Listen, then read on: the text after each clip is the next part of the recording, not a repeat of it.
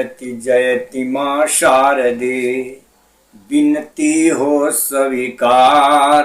अब वीणा को झनकारती, मानस भवन पधार, हमरे घर तू पधार। जय श्री राम। सबको प्रणाम।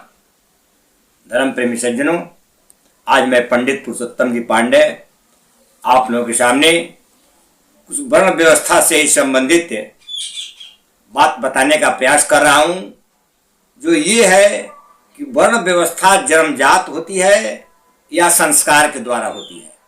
क्या सच्चाई है?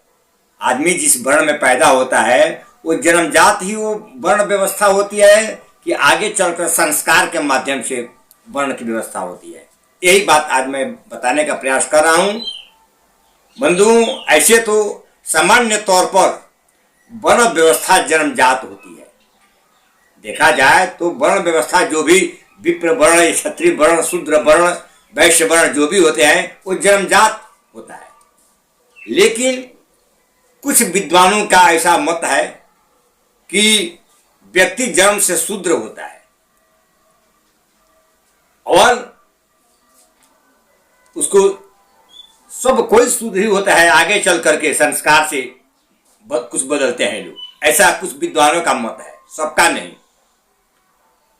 बंधुओं, ये ऐसा इसलिए होता है, जो भी विद्वान इस बात को कहते हैं कि व्यक्ति जन्म से शूद्र होता है, इसके पीछे का कारण है कमर के नीचे का भाग शूद्र माना जाता है।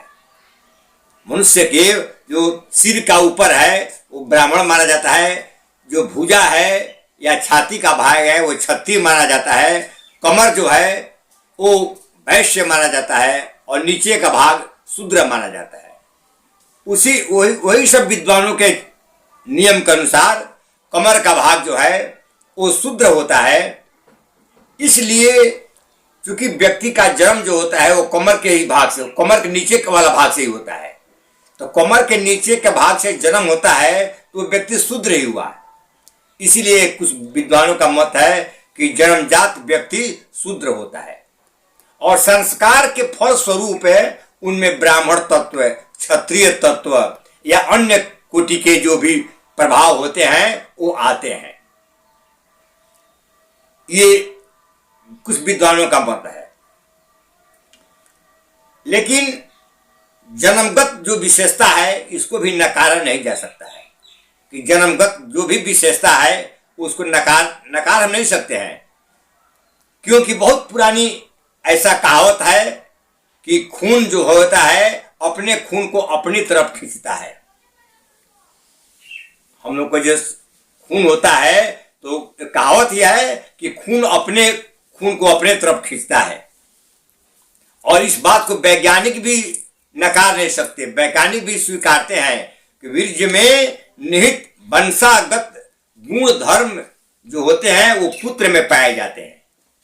वैज्ञानिक भी इस बात को मानते हैं और बाहरी संस्कारों से थोड़ा कुछ परिवर्तन लाया जा सकता है। ये खून का रिश्ता है, जो खून का रिश्ता है इसको कोई बदल नहीं सकता है।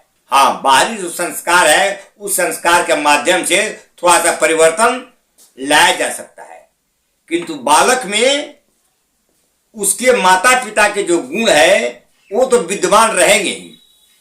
जो उसके माता पिता के गुण हैं वो गुण बालक में विद्यमान रहेंगे, ये पक्का है। इसको वैज्ञानिक भी मानते हैं। इसीलिए कहा जाता है कि सामान्य तौर पर